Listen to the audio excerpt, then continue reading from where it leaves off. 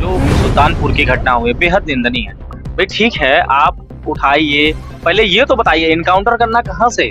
कैसे कर दिया आपने एनकाउंटर? भाई लेकिन इसमें भारतीय जनता पार्टी की सरकार में ये जितने भी अधिकारी हैं वो भारतीय जनता पार्टी के कार्यकर्ता बनकर काम कर रहे हैं। देखिए, ये फेक इनकाउंटर नहीं था, ये हत्या थी और भारतीय जनता पार्टी के कार्यकर्ताओं ने की। ये कई घटनाओं में ऐसा है कि पुलिस रात में उठा के ले जाती है, बताती है हम पूछताछ करेंगे और उसके बाद फिर उसका कोई पता नहीं चलता है। अगर 302 के मुकदमे सरकार के मुख्यमंत्री और डिप्टी सीएम अपने वापस ले सकते हैं तो किसी के घर के बच्चों को मारा जा सकता है। और ये घटना मंगेश यादव और मुस्लिम की बात नहीं है, ये कभी भी किसी के साथ भी घटना हो सकती है।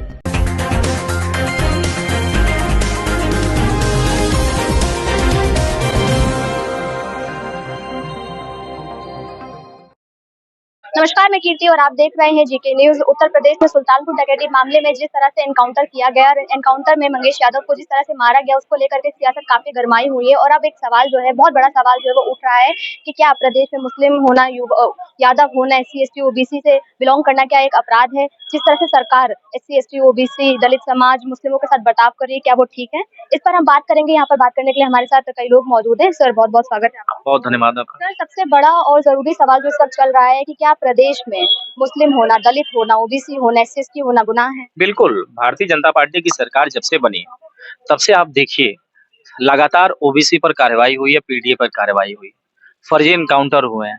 आज बताओ जो सुल्तानपुर की घटना हुई बेहद निंदनीय है।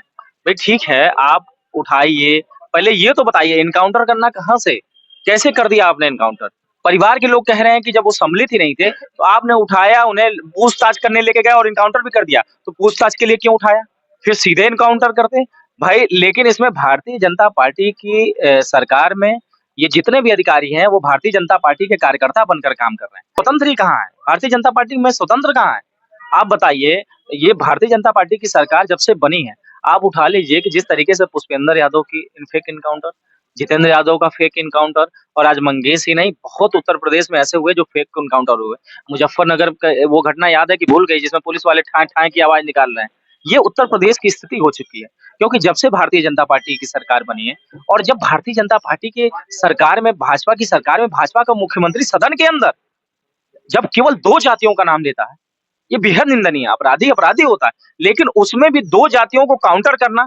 और ये जो घटना थी लखनऊ की, उसमें कई लोग थे, कई जाति के लोग थे, लेकिन मुख्यमंत्री की जो मंशा है वो केवल ओबीसी वर्गों को नुकसान पहुंचाने की मंशा है। ऐसा है कि आप उत्तर प्रदेश की घटना आप देख लीजिए, 69,000 शिक्षक भर्ती में जो ओबीसी आरक्षण घोटाला हुआ, इसमें हाईकोर्ट का जजमेंट आपने पढ़ा कि नहीं पढ़ा?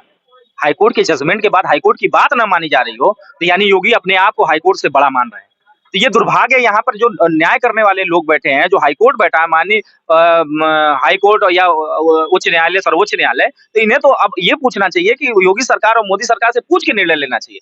भाई जब उनके आदेश के बाद भी अगर अभ्यर्थी परेशान है, तो आप सोच नहीं सकते कि योगी के मंशा क्या है, योगी सरकार की मंशा क्या है? ये लगातार ओबीसी समाज को, पिछड़े समाज को, दलित समाज को, अल्पसंख्यक समाज को ढकेलना चाहते हैं, गर्त में डालना चाहते हैं। और आज तो यादव और मुसलमान को टारगेट कर रहे हैं ना, कल को सारे वर्गों को ये दबाने का और हुआ भी ऐसा है। उत्तर प्रदेश में आप 7 साल का अगर आंकड़ा उठाइए और देखिए, तो सबसे ज्यादा ओबीसी वर्ग का नुकसान हुआ है। और जो घटना सुल्तानपुर में हुई, ये सोची समझी साजिश है।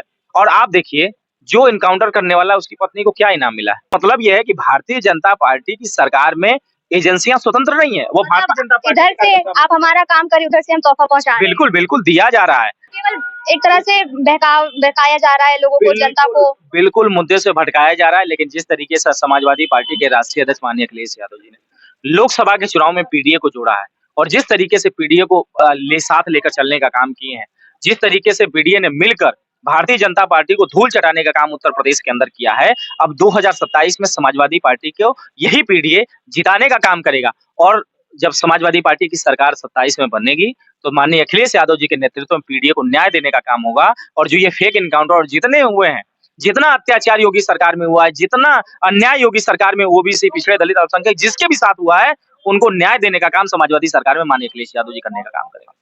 सर, एक सवाल और साथ साथ में उठ रहा है कि चलिए फेक एनकाउंटर है तो सोना कहाँ है? देखिए, ये फेक इनकाउंटर नहीं था, ये हत्या थी और भारतीय जनता पार्टी के कार्यकर्ताओं ने की है। वो तो सरकारी एजेंसी बची कहाँ है? कोई विभाग नहीं बचा है। 2014 में जब से मोदी जी शपथ लिए हैं, तब से कोई एजेंसी बची नहीं। आपको नहीं पता है उत्तर प्रदेश में क्या है? बुलडोजर है, रिवॉल्वर है। तो यहाँ सरकारी एजेंसी नहीं, वो कार्यकर्ता है। और आप देख लीजिए, जिस दिन इनकाउंटर होता है उसके दूसरे दिन उनकी पत्नी को इनाम मिलता है। तो ये है भारतीय जनता पार्टी की जो कार्यकर्ताओं द्वारा हत्या की गई है। इसकी मैं मांग करता हूँ कि सुप्रीम कोर्ट इसको संज्ञान में ले, और सुप्रीम कोर्ट ही एक बचा है जो देश को बचा सकता है। क्या मानवाधिकार में शिकायत की गई? मानवाधिकार बचा कहाँ? महिला आयोग मानवाधिकार है, आपको लगता है कहीं? इतने मानवों के साथ हो चुका है, कुछ हुआ है? पुष्पेंद्र यादव, उसकी पत्नी ने आत्महत्या कर ली। मैं यादव की बात नहीं करता हूँ, कई निषादों को मार दिया गया। तो कई आपको लगता है टारगेट करके मारा जा रहा है? टारगेट करके मारा जाता है, और आखिरी में देखते नहीं आप देख लीजिए कानपुर में हुआ था। चलिए ठीक है, वो अपराधी था विकास दुबे, मगर उसकी पत्नी का क्या कसूर था? क्या कसूर था? उसको जेल में डाला गया। तो वो लड़ा रहे हैं और हम लोग लड़ रहे हैं। ये चीज उत्तर प्रदेश में सबसे पहले तो पीडीए समाज के लोग समझ ले कि हम वो लड़ाना चाह रहे हैं और हम लोग लड़ रहे हैं। और ये हत्या हुई है, और ये हत्या भारतीय जनता पार्टी के कार्यकर्ताओं द्वारा की गई है। वो एसटीएफ के अधिकारी नहीं थे, वो पुलिस अधिकारी नहीं थे। बीजेपी के प्रवक्ता राकेश त्रिपाठी जी कह रहे हैं कि अभी जो भी अपराधी आपने छुपा रखे हैं, अखिलेश जी से उन्होंने ट्वीट करके वो बोला है कि जो भी अपराधी आपने छुपा रखे हैं उन्हें सरेंडर कर दीजिए, नहीं तो फिर एनकाउंटर होगा तो आप छाती पीटेंगे। पहली बात तो मैं राकेश त्रिपाठी को जानता नहीं कौन है, आप नाम लिए तो आज हमको पता चला। और ऐसे प्रवक्ता हजार जिसका चालान कट गया था, सोच लीजिए, जो अपनी सरकार में अपना चालान नहीं बचा सकते हैं, वो 2 कौड़ी का नेता, जब कहीं कोई घटना हो जाती है तो पटर पटर बोल चुप हो जाता है, और जब कहीं वो ऐसा काम होता है तो पटर पटर बोलता, वही ना। उससे इतना बता दीजिए कि अपनी हद में रहे बस, समझ गए? मैं उसको देखता हूँ, जब बहन बेटियों के ऊपर कोई अत्याचार होता है तब वो घर में छुपा बैठा रहता है, तब बाहर नहीं निकलता है। ठीक है, ऐसे नेता नहीं होते, और ये देश के लिए हानिकारक है। सर, आप क्या कुछ कहना चाहेंगे? मैं बस यही कहूंगा फिर से कि ये एनकाउंटर, ये सोना, ये चोरी, ये बहाना है, सिर्फ जाति को बीच में लाना है, वो भी यादव समाज। मुख्यमंत्री की आप भाषा नहीं सुनती हैं कि कहते हैं कि उत्तर प्रदेश में वो मुखिया कहता है कि बटोगे तो कटोगे। आप बताइए, यानी डरा दिया गया है पूरे उत्तर प्रदेश समाज, पूरे उत्तर प्रदेश में कि जातियों को कि तुम अपने जाति मत लिखो, तुम भारतीय जनता पार्टी के साथ वोट दो, वोट नहीं दोगे तो तुम कटोगे। यही उन लोगों का मंशा है। यादव समाज खड़ा है समाजवादी पार्टी के साथ और बैकवर्ड के साथ भी खड़ा है। तो मैं यही कहूंगा कि आज के परिवेश में जो उत्तर प्रदेश में जो हाल है वो किसी से छुपा नहीं है। और माननीय अखिलेश यादव जी जो पीडीए के जननायक हैं, वो हमेशा से यही कहा है कि जब जब भारतीय जनता पार्टी ये कारनामों से बाज नहीं आती है, इनकी सरकार हमेशा ही चली गई है और इसके बाद आने वाली है। 10 साल तक कभी इसके बाद आएगी नहीं। कभी आएगी नहीं। सर, जिस तरह से एनकाउंटर हुआ है, और सिर्फ एक एनकाउंटर नहीं हुआ है, और भी हुए हैं, लेकिन गोली केवल एक की छाती में लगी, बाकी को पैर में लग गई और वो बच गए। सबसे पहला सवाल तो एसटीएफ से ही होना चाहिए, घटना के इतने दिन बाद क्या आज तक किसी पे आरोप सिद्ध हुआ? अगर उन्होंने मंगेश का एनकाउंटर किया तो क्या उस अपराध में शामिल था, या उसके क्या संलिप्तता थी, आज तक एसटीएफ बता पाई? अभी मैं थोड़ी देर पहले मोबाइल में देख रहा था कि सीओ साहब बाइट दे रहे थे, जबकि सरकार की तरफ से साफ साफ निर्देश है कि कोई भी अधिकारी बिना सरकार के निर्देश के मीडिया में अपनी बाइट नहीं देगा। मतलब कहीं ना कहीं सरकार, पुलिस हो चाहे एसटीएफ हो चाहे सीबीआई, सबको अपने हिसाब से चलाने की कोशिश कर रही है। फिलहाल मुझे तो ये लगता है कि सभी लोग भारतीय जनता पार्टी के सदस्य हैं और उसी रूप में वो कार्य कर रहे हैं। सरकार, बाकी लोगों के पैर पे गोली पड़ती है और बाकी लोग जो सरेंडर करते हैं उनको बाकायदा जेल भेज दिया जाता है।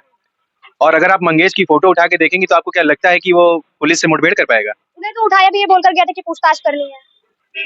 ये कई घटनाओं में ऐसा है कि पुलिस रात में उठा के ले जाती है, बताती है हम पूछताछ करेंगे, और उसके बाद फिर उसका कोई पता नहीं चलता है। मंगेश कोई बड़ा अपराधी था तो पुलिस ने पहले क्यों नहीं गिरफ्तार किया? तक मेरी जानकारी उसके ऊपर 7 मुकदमे हैं, लेकिन 7 मुकदमे, हम लोग भी राजनीतिक रूप से कई मुकदमे लिखे जाते हैं, लेकिन उससे कोई अपराधी नहीं हो जाता। और अगर इसकी परिभाषा आप ये देना चाहते हो तो मुझे लगता है आज सरकार में बैठे 70% लोग ऐसे हैं जो अपराधी घोषित हो जाएंगे, जिसमें उनके दोनों डिप्टी सीएम से और मुख्यमंत्री से लेके और आप नीचे तक आएंगे। तो मुझे लगता है अगर फैसला करना पड़ेगा तो उनको अपनी पूरी कैबिनेट बदलनी पड़ेगी। अगर 302 के मुकदमे सरकार के मुख्यमंत्री और डिप्टी सीएम अपने वापस ले सकते हैं तो किसी के घर के बच्चों को मारा जा सकता है। और ये घटना मंगेश यादव और मुस्लिम की बात नहीं है, ये कभी भी किसी के साथ भी घटना हो सकती है। इतनी बहनों के साथ घटनाएं घटी, कानपुर में बुलडोजर ने गिरा के पूरे परिवार को मार दिया, किसको न्याय मिला आज तक? सब भटक रहे हैं ऐसे ही। तो ये ऐसे ही चलता रहेगा, उनको शाबाशी मिलती रहेगी, उनके परिवार वालों को तोहफे मिलते रहेंगे। एसटीएफ की कार्रवाई से आप खुश नहीं है? क्या मांग करते हैं? क्योंकि मानवाधिकार में तो शिकायत हुई है। जब एसटीएफ ने सारे अपराधियों को पकड़ लिया तो रिकवरी क्यों नहीं हुई? सबसे बड़ा सवाल तो ये है। और सबसे ताजुब की बात यह है कि हमारे मीडिया का कोई भी साथी ये पूछने की हिम्मत नहीं रख पाता है कि सोना गया कहाँ, जबकि सारी चीजें, हमारे यहाँ से भी प्रतिनिधिमंडल गया था, सारी चीजें हुई, सारी शिकायत हुई, वो वहां पे मौके पे मौजूद थे, उन्होंने कहा 5 लोगों ने लूट की, तो पुलिस ने 15 लोगों पे एफआईआर किस बिना पे लिखी? और आप इनकाउंटर कर रहे हो तो सामने से भी तो गोली चलेगी, आपको चोट तो लगेगी ना। मैं कह रहा हूँ नहीं किसी के सीने में गोली लगेगी, हाथ पैर कहीं तो लगनी चाहिए। मतलब पुलिस हो गई कि हाँ, सुपरमैन। और आप उसके इतने सामने से उसको गोली, उसके बाद पुलिस उसके शव के क्रिमेशन के लिए क्यों दबाव बना रही थी? जब आपने उसकी हत्या कर दी, बॉडी घर वालों को दे दी गई, तो जबरदस्ती उसका अंत्येष्टि क्यों कराना चाह रही थी? मतलब कई सवाल है लेकिन सरकार के पास जवाब कुछ नहीं। ये तो हमारे माननीय राष्ट्रीय अध्यक्ष जी ने उस परिवार से बात की, अधिकारियों से बात की, तब जाके अंत्येष्टि अगले दिन सुबह होने पाई है। वरना ये लोग दबाव में जिस तरह हाथरस से लेके इन्होंने वो शुरू किया है कि सरकार के अधिकारियों को भेज के अंत्येष्टि करा दें, ताकि न कोई सबूत रहे न कोई सवाल रहे। क्या मांग रहेगी आगे क्या? देखिए, मांग से तो हम लोगों ने कई घटनाओं में मांग की, और ये घटना तो बहन बेटियों के साथ जो इससे बहुत छोटी घटना है, लेकिन आज तक कुछ नहीं हुआ। अब इसका इंसाफ 2027 के बाद हमारे माननीय राष्ट्रीय अध्यक्ष जी एक एक परिवार को देने का काम करेंगे। मतलब कानून पे भरोसा नहीं है, अब भरोसा है कि सरकार जब आएगी तभी न्याय होगा। कानून पे तो भरोसा तब होना चाहिए जब कानून हो। कौन सा कानून है आप बताओ हमको? अभी यहाँ बैठे हो, आपके ऊपर पुलिस आए, उठा के लेके चली जाए और आपका एनकाउंटर कर दे, कोई कानून है?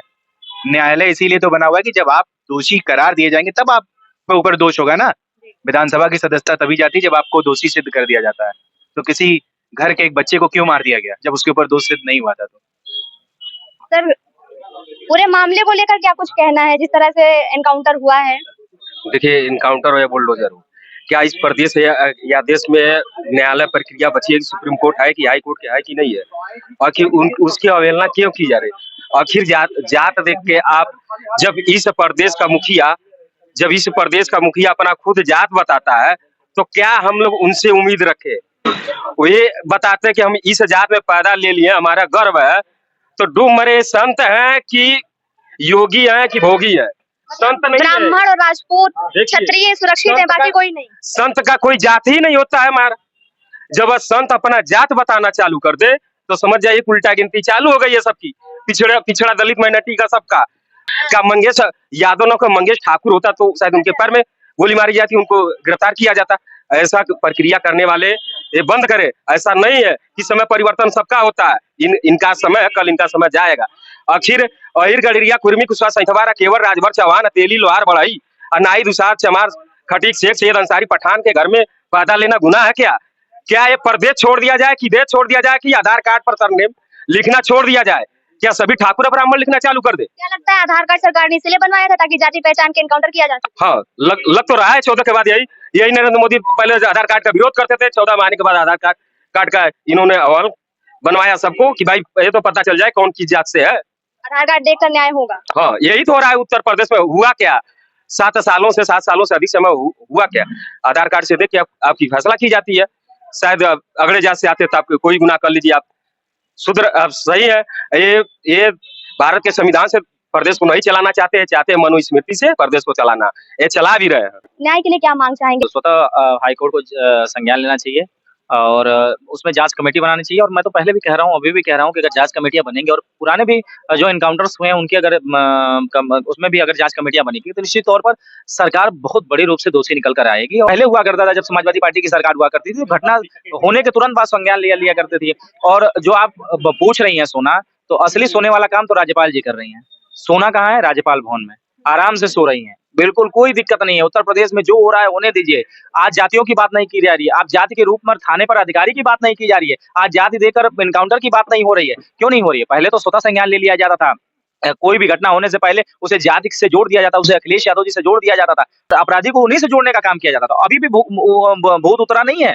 आज भी मीडिया के लोग अखिलेश यादव जी की को ही मुख्यमंत्री मानते हैं, क्योंकि फोटो भी उन्हीं की चलती है। आप देखो ना, उन्हीं की फोटो चलती है। कहीं कोई घटना हुई उन्हीं से जोड़ दिया जाता है, कोई बात होती है उसकी जांच खोजने लगते हैं। अगर कोई घटना हो जाती है तो मीडिया के लोग खोजते हैं कि देखो अखिलेश यादव जी के साथ फोटो है कि नहीं है। उत्तर प्रदेश के मुख्यमंत्री की मानसिकता क्या है? उनकी मानसिकता की वजह से इतने फेक एनकाउंटर उत्तर प्रदेश के अंदर हुए और न्याय की उम्मीद नहीं की जा सकती है। सुल्तानपुर में भी न्याय की उम्मीद नहीं की जा सकती और उत्तर प्रदेश में पुरानी घटनाएं, हत्या से ही शुरुआत हुई है सरकार, क्योंकि सबसे पहले हत्या हुई केशव प्रसाद मौर्य के सपनों की। ये केशव प्रसाद मौर्य के मुख्यमंत्री के सपने की हत्या करने के बाद ये हत्याएं का कार्यभार रुका नहीं है योगी ने और लगातार हत्या करने का काम कर आप लोग इसे रोकेंगे 27 जैसा कि आपने देखा यहाँ पर तमाम लोग मौजूद थे और हमने सभी से बात की। कई तरीके के सवाल खड़े हुए, चाहे वो सीबीआई जांच के लिए हो, चाहे वो एसटीएफ की जांच पर हो, पुलिस पर हो या सरकार पर हो। इन सभी लोगों का ये कहना है कि सरकार निरंकुश हो चुकी है, अपने आप को सुप्रीम कोर्ट और हाई कोर्ट से भी ऊपर समझती है। इसीलिए इनकी मांग है कि खुद सुप्रीम कोर्ट या हाई कोर्ट की तरफ से कमेटी गठित करके सिर्फ इस एनकाउंटर की नहीं, इससे पहले भी सरकार में जितने एनकाउंटर हुए उनकी जांच कराई जाए और जो भी दोषी पाया जाए उसके खिलाफ सख्त से सख्त कार्रवाई हो।